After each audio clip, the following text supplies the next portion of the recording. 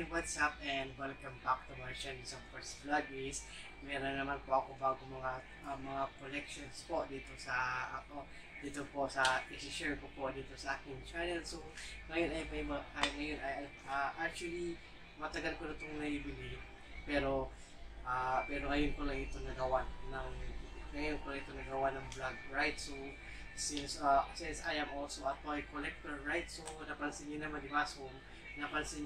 Na isa akong collector, toy collector, gaming handheld console also collector also. So meron din ako mga hindi pa nakompleto talaga sa mga handheld console such like Nintendo at saka yung Sony PlayStation, right? So ngayon ay ito at saka yung mga EDC collections ko at saka mga text and gadgets na mga collections, right? So ngayon po pala ay ito po pala yung mga action figures na ito ay pinag-treasure ko talaga ito, and I keep it the most since naka-sealed pa ito at hindi ko pa talaga ito binuksan. So bakit hindi ko ito binuksan?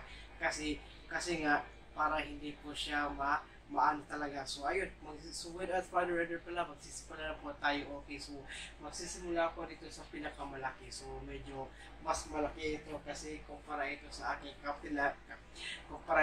Captain America, right? So ito po pala yung The Flash, right? So ito po yung classic na, ito po kauna-unahan na Flash. Ito po yung tawag dito, ito po pala yung nasa nakikita nyo sa CW verse, CW Arrowverse, The Flash na si Justin Grant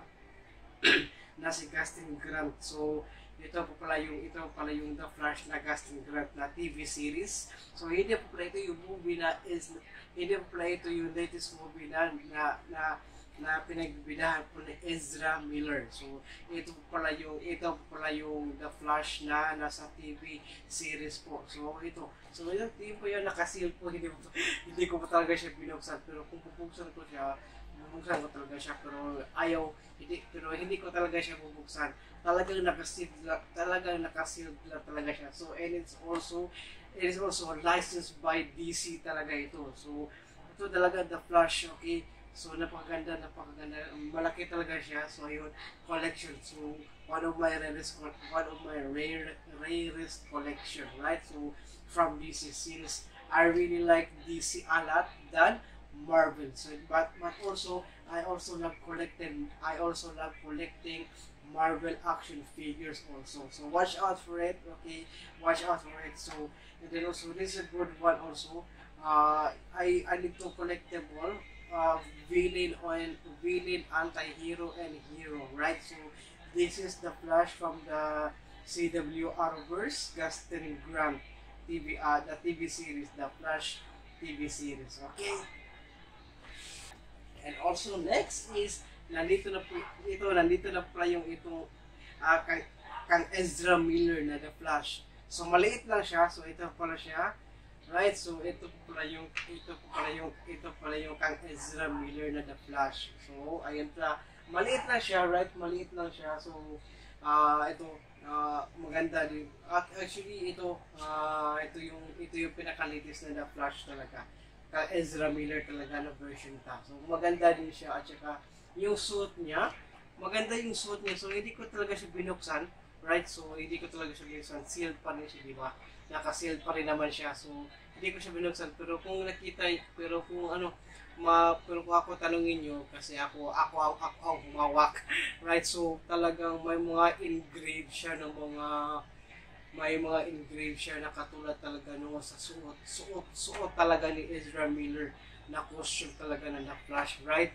So maganda siya, hindi okay talaga siya, grabe. Yung engrave ng mga design ng kanyang okay siya, at saka yung sa paa niya, yung bagong suit niya sa kanyang paa. So okay din pala siya. So compare nitong malaki, so actually overall yellow kasi ito eh. So kita niyo, di ba? So yellow siya, right? So dito iba kasi dito kasi golden yellow kasi ito eh. So golden yellow yung paa ni Ezra Miller dito bilang The Flash, right? Okay, so ito maganda siya, okay siya. So yeah, right? So and then also I got some Batman. Ooh, my favorite of all time, Batman, right? So my favorite of all time, Batman. So this is we go, and this is the official Batman. Okay, but we got some Bat tech over here, and actually meron talaga itong cape, right? Meron siyang cape.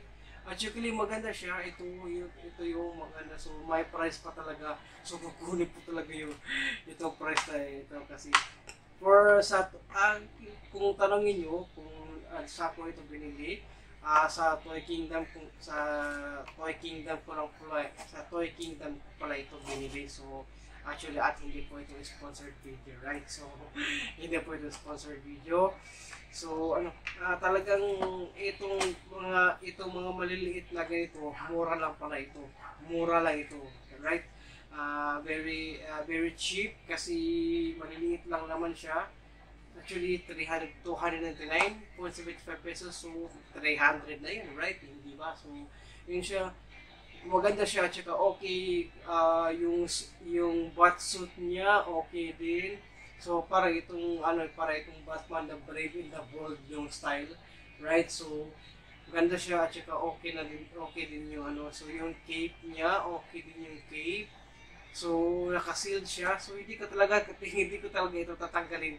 Hindi ko talaga ito tatanggalin yung sealed, right? So okay naman siya. So naglagay all DC characters and elements from DC Comics. DC Comics talaga siya. So yung siya parang ito yung nasa The Brave and the Bold, right? So iba kasi yung Batman kasi. So marami kasi Batman kasi. Marami kasi Batman, may Batman Beyond, the Batman, the Brave and the Bold. So marami pa, so di ba? So marami pa mga variant na mga Batman, right? So ito pa siya yung maganda siya kasi yung yung dito niya. Okay din naman siya, parang so para yung young version ni Batman, right? So ito pa siya, okay. Right, so maganda siya, right? So next is I got also Superman, okay? We've got some Superman over here. So this one right here also is also nice one. It still has a cape on it. So kita naman yung design.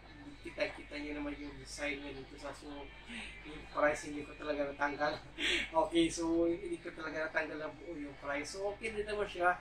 Not perfect and also very nice. So what I see is also meron siyang cape din, at saka yung kamay niya ay ganyan. So and then also yung kanyang design okay din siya, okay din, at saka yung sa paa niya napakaganda, at saka okay din naman siya. So all in all, ito yung classic na suit ni Superman. So yun po yung gagamitin ni David Corenswet po sa bagong Superman na inalabas po next year, 2025 po. So, and also directed by James Gunn also, right? So, bago na po yan. So, bagong mukha na po yan ni Superman, David Corenswet na po. So, bago. So, they need to reboot, right? So, to the DCEU, so DC Extended Universe.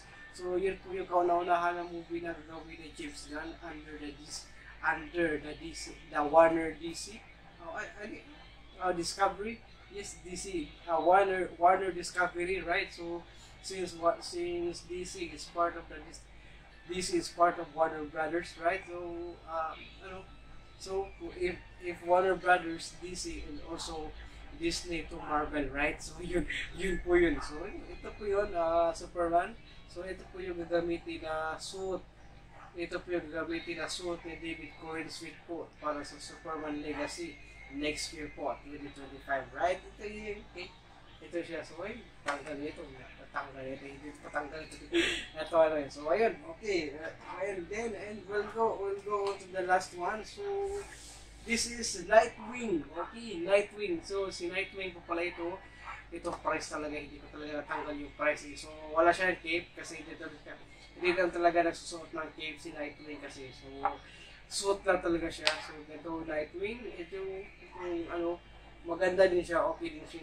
Yung ano niya, yung suit niya ay talaga yung ano, yung suit talaga niya, ito yung talaga yung suit na ito talaga yung suit na sinusuot ng classic na Nightwing. So, hindi po ito yung Nightwing na nakikita niyo sa Titans po na TV series, right? So, kung napanood niyo po yung Titans na TV series, iba na kasi yung suot niya ay may pagkameka na talaga. So, parang mabigat na yung mga suot nila doon. So, ito okay po din po. Maganda siya, di ba? So, yung dito sa ano niya mata, the same as the classic one na nakita po sa cartoons, right? So, animated series na ano, Titans, right? So, ito maganda siya, okay din. So, Nightwing is also my favorite. Nightwing is also my favorite after Batman. So, talagang ano na talaga yung mga powers na talaga niya, yung mga powers talaga, yung mga gadgets na talaga. So yun yung pinakamaganda talaga. So doesn't need a superpower to save the entire earth and also the universe, right? So sometimes you just need some gadgets, and weapons to defeat all the para malabanan mo yung mga masasama, right? So yun po. So we need to do justice. We need to do it the way in justice, right? No need to use in injustice, right? So okay, so I think that's it for this vlog, and I hope you enjoy watching, and please don't forget to subscribe to my channel, and please don't forget to subscribe and also click that notification bell always, and also again subscribe to my channel, and also thank you so much for watching, and see you again on my next video, everyone.